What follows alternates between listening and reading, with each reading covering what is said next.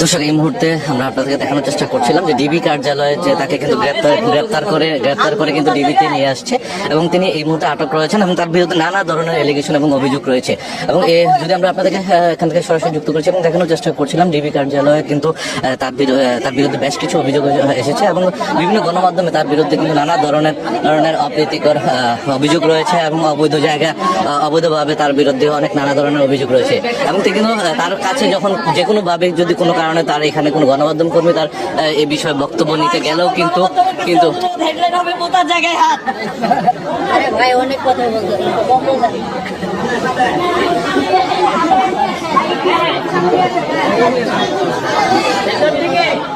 এবং আমরা দেখছিলাম যে তাকে গ্রেপ্তার করে ডিবি কার্যালয়ে নিয়ে আসা হয়েছে এবং ডিএমপি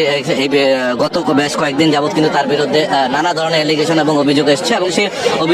অভিযোগের প্রেক্ষিতে কিন্তু তাকে এই মুহূর্তে ডিবি কার্যালয়ে আটক করে গ্রেপ্তার করে নিয়ে আসা হয়েছে। এবং তার বিরুদ্ধে যতগুলো অভিযোগ রয়েছে এবং প্রত্যেকটি অভিযোগের বিষয়ে তিনি যখন গণমাধ্যমের সঙ্গে কথা বলছেন নানাভাবে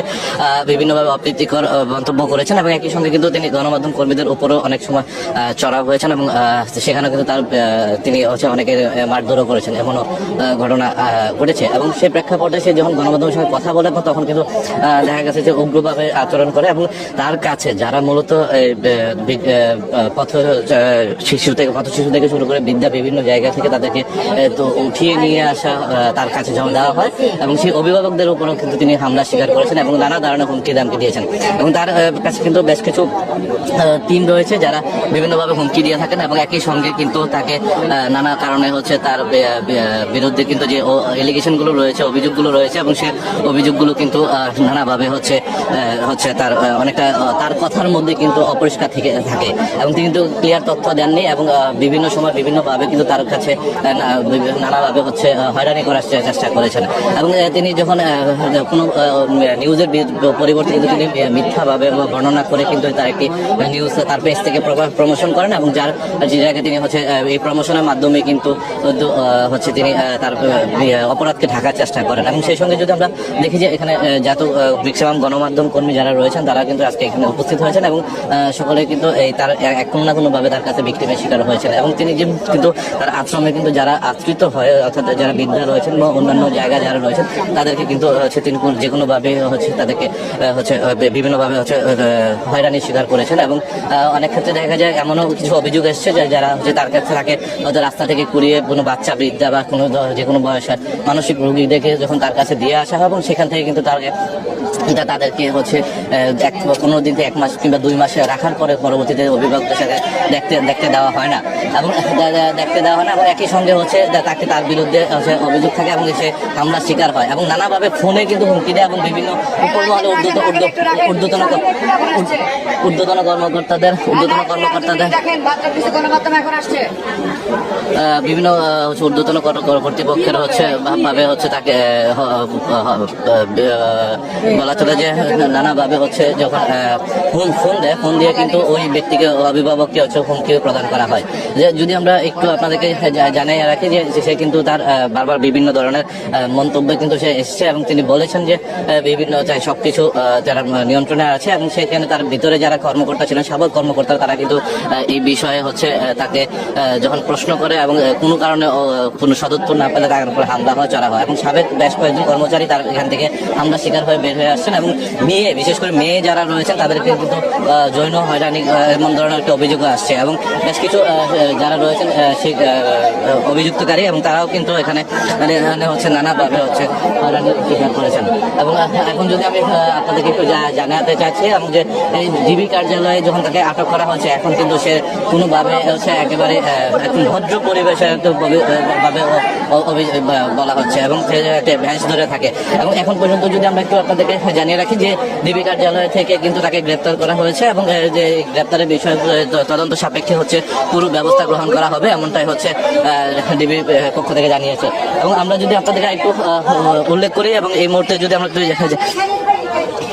একটু জানানোর চেষ্টা করি যে সবকিছু মিলে যে ডিবি এখন পর্যন্ত কিন্তু এই গণমাধ্যমে যতগুলো ঘটনা ঘটেছে এবং যতগুলো বিষয় নিয়ে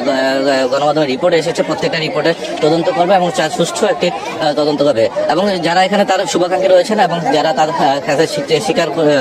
বিভিন্নভাবে হয়রানির শিকার হয়েছেন এবং তারা কিন্তু সকলেই কিন্তু একটাই দাবি করছে যে যদি সে ভালো হয় অবশ্যই তাকে সকলে সাপোর্ট দিবে, যদি সে কোনো অন্যায় অপরাধ করে থাকে তার জন্য দৃষ্টান্তমূলক শাস্তি গ্রহণ করা হয় এবং দেশের যে প্রচলিত আইন রয়েছে এবং সেই আইন অনুযায়ী সর্বোচ্চ শাস্তি যেন হয় এবং সেই ব্যাপারে যেন তাকে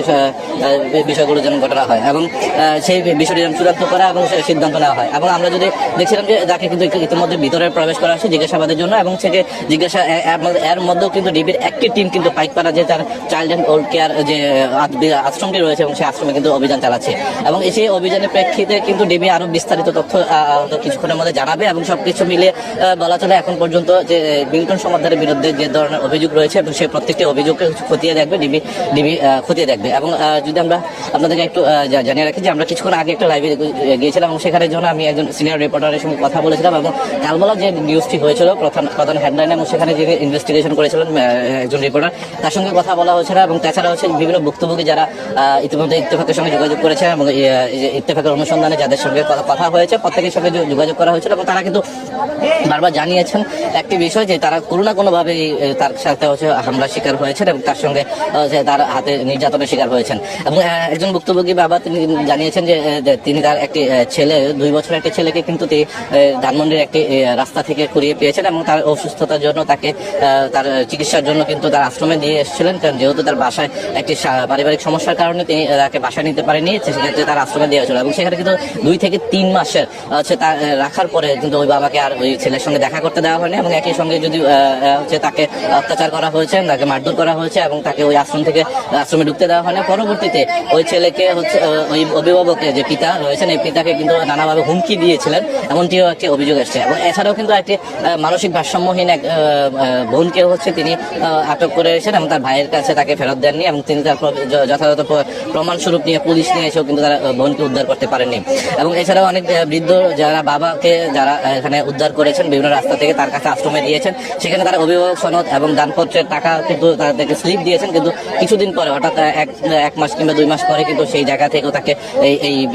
অভিভাবকদেরকে কিন্তু হয়রানি করা হয়েছে এবং হুমকি ধামকি দেওয়া হয়েছে এবং সেই পরবর্তীতে সেই বিদ্যারও কোনো খোঁজ মেলেনি। এবং এছাড়াও তার বিরুদ্ধে হচ্ছে মাদক সেবন থেকে শুরু করে মাদক ব্যবসা সবকিছুর সাথে অভিযুক্ত রয়েছে এবং তিনি তার গ্রামের যে এলাকাতে রয়েছে তার স্থানীয় প্রতিবেশী এবং চেয়ারম্যানরা কিন্তু নানা ধরনের অভিযোগ করেছে এবং তারা বলছিলেন যে সে তার নিজের বাবা মাকে কিন্তু ঘর থেকে পিটিয়ে বের করে দিয়েছেন এবং অত্যাচার করেছেন। সেখান থেকে গ্রামবাসীরা সবাই একত্রিত হয়ে কিন্তু তার বিরুদ্ধে সোচ্চার হয়েছেন এবং বিচার করে তাকে কিন্তু এক প্রকারের অসম্মান করে অর্থাৎ জুতার মালা গলায় দিয়ে কিন্তু গ্রাম থেকে বের করে দেওয়া হয়েছে এমনটি একটা অভিযোগ এসছে। এবং সেই নানা ধরনের অভিযোগের প্রেক্ষিতেও কিন্তু তিনি ঢাকায় এসে একটি শক্ত অবস্থান তৈরি করেছেন এবং তিনি যে সাধারণ মানুষের যে বিষয়গুলো রয়েছে এবং সেই সাধারণ মানুষের যে সেন্টিমেন্টগুলো নিয়ে কিন্তু সে ইমোশনাল কিছু ভিডিও এবং মার্কেটিং এর মাধ্যমে কিন্তু কোটি কোটি টাকা অর্থ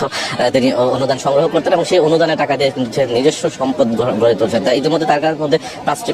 প্রাইভেট কার অর্থাৎ ব্যক্তিগত গাড়ি রয়েছে এবং এছাড়া অ্যাম্বুলেন্স এবং বিভিন্ন ধরনের গাড়ি সরঞ্জাম এবং স্থায়ী ভবন থেকে শুরু করে অনেক ধরনের কিছু পেয়েছে। তবে তিনি আশ্রমের জায়গা থেকে সেটি নিজ সংগ্রহ করতেই পারেন এবং সেই জায়গা থেকে তিনি সেটিকে ডেভেলপমেন্ট উন্নয়নের জন্য সাধারণ মানুষের কল্যাণের জন্য তিনি কাজ করতেই পারেন। তবে প্রশ্ন হচ্ছে সেই অর্থটা সঠিকভাবে মূল্যায়ন করা হচ্ছে কিনা এবং যাদের জন্য সাধারণ মানুষ যে এই বৃদ্ধা শিশু বাচ্চা এবং অসুস্থ মানুষদের জন্য যে কল্যাণের জন্য যে অর্থটা দিয়ে থাকে সেটা আসলে তাদের কল্যাণে ব্যয় হচ্ছে না তার ব্যক্তিগত কল্যাণের জন্য ব্যক্তিগত উন্নয়নের জন্য ব্যয় হচ্ছে, সেটা হচ্ছে প্রশ্ন দাঁড়িয়েছে। এবং একই সঙ্গে যদি আরেকটু জানিয়ে রাখি যারা এখানে তাদের কাছে এই আশ্রয়ের জন্য বিভিন্ন বৃদ্ধাকে এবং বিভিন্ন শিশু পথচারী থেকে রাস্তা থেকে কুড়িয়ে পাওয়া বেয়ারিশ যে ব্যক্তিদেরকে উদ্ধার করা হয় এবং সেই উদ্ধারের প্রেক্ষিতে যখন তাদেরকে সরিয়ে দেওয়া হয় এবং তার এখানে নিয়ে যাওয়া হয় এবং তাদেরকে চিকিৎসার জন্য তাদের অনুদান দেওয়া হয়, সেই বিষয়টি কিন্তু এখন পর্যন্ত সুরাহা না করেই কিন্তু তিনি কিন্তু সেই অর্থের কোনো বিশাল একটি গরমিল রেখে কিন্তু তিনি তার এই সমাধান করেন। এবং এখন পর্যন্ত বলা চলে যে আমরা যে এই অবস্থায় হচ্ছে ডিবিতে কিন্তু তাকে নানা ধরনের অভিযোগের প্রেক্ষিতে কিন্তু ডিবি আজকে ছায়া তদন্ত করে এবং ছায়া তদন্তের কারণে কিছুটা যখন তার সততা মিলে তখনই কিন্তু ডিবি তাকে আটক করে এবং তার যে জায়গাটি রয়েছে পাইকপাড়া যে প্রধান আশ্রয় কেন্দ্রটি রয়েছে সেখানে কিন্তু তার বিরুদ্ধে অ্যালিগেশন হচ্ছে।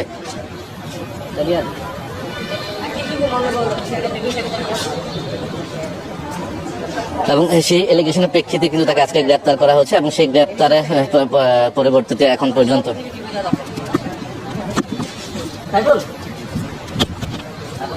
সেই প্রেক্ষিতে কিন্তু এখন পর্যন্ত তার বিরুদ্ধে তদন্ত চলছে এবং এই মুহূর্তে তদন্তের প্রেক্ষাপটে এই ডিবি কিন্তু তাকে আজকে আটক করে নিয়ে আসছে এবং পরবর্তীতে কিছুক্ষণের মধ্যে ডিবি প্রধান সে আনুষ্ঠানিক একটি ব্রিফিং করবেন, গণমাধ্যমকে জানাবেন তার বিরুদ্ধে কি কি অভিযোগ এসছে এবং কি কি তদন্ত চলছে এই পর্যন্ত। এই ছিল আমার কাছে ডিবি কার্যালয় থেকে মিন্টু সমাদারকে গ্রেপ্তারের বিষয় সর্বশেষ তথ্য আপনাদের জানানোর চেষ্টা করছিলাম এবং সঠিক সুষ্ঠু তদন্তের মাধ্যমে সারা দেশব্যাপী আসলে এই বিষয়টি নিশ্চিত হতে পারবে মিন্টু সমাদার আসলে দোষ নেই না নির্দোষ, এবং সেই জন্য অপেক্ষায় থাকতে হবে এবং পরবর্তী তদন্ত সাপেক্ষে সেই বিষয়গুলো নিয়ে